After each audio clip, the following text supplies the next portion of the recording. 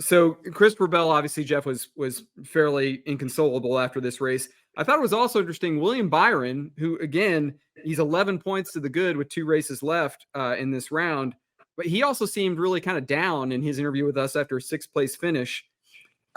The mood coming out of here, it felt like no one stumbled, although there was a disqualification for Ryan Blaney. We're going to get to that in a minute. But in terms of on the track, I don't think we saw any of the contenders stumble in a big way. But it also seemed like only the winner was happy because the standings now are so tight. Like explain that to me. Like, I mean, like no one came out of here with their hopes dashed, aside from, again, Blaney probably has to go win now one of these last 2 races, but everybody else feels kind of in the ballpark, but no one seemed to express that post-race. Well, the kind of day that it was, right? So excuse me while I flip through my papers here because I don't want to say it wrong. Here's the kind of day that it was. So we talked about in the pre-race, we talked about how no one wanted to make a mistake, but the points are so tight that doing good may not be good enough. So Chris Buescher, he had a kind of a average day. Didn't finish 11th. Finished 11th. Got no stage points. 0 stage points, right? And he lost 20 points. He lost 20 points, and he is now 23 back. Right. You can't have an average day. You can't. It's too competitive, and you know, he lost 20 points with no stage points.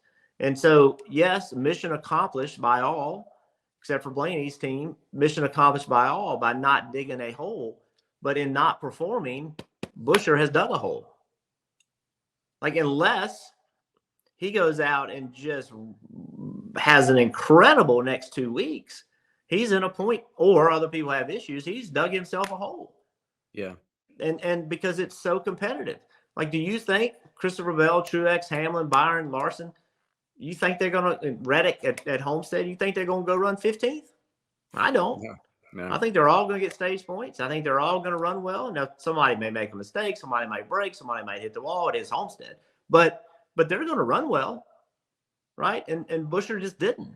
He didn't run terrible, but he didn't run well enough. And so that's the kind of year this is that we had the playoffs always bring a lot of mistakes.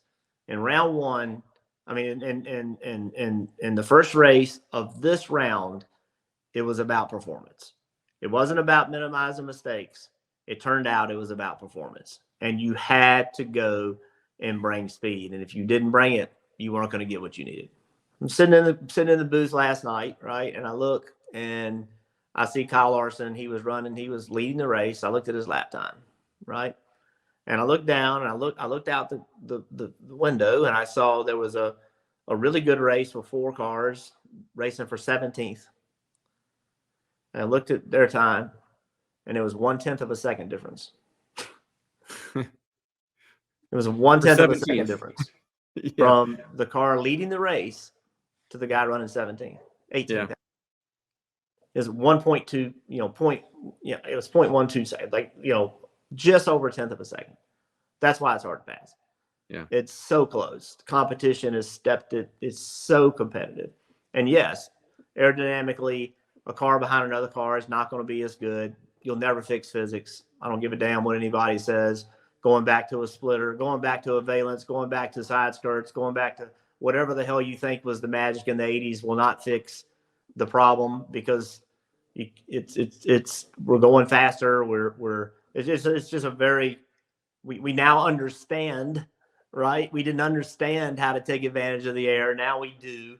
It's not going away.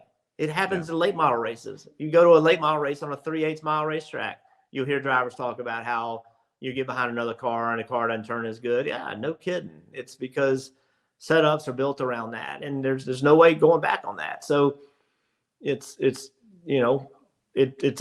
challenge for every form of racing in the world, not just Cup cars in Las Vegas, and it's just hard to pass. And when you have that many people running that close of speeds, it's going to be what's crazy about it is I know we went off on a tangent here, but what's crazy about how competitive it is, it's more competitive in the race than it is in qualifying.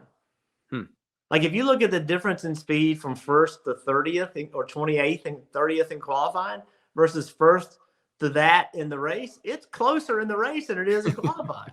It is crazy how competitive and back to pit stops. Why pit stops matter so much? Why everything matters is because everything is so close.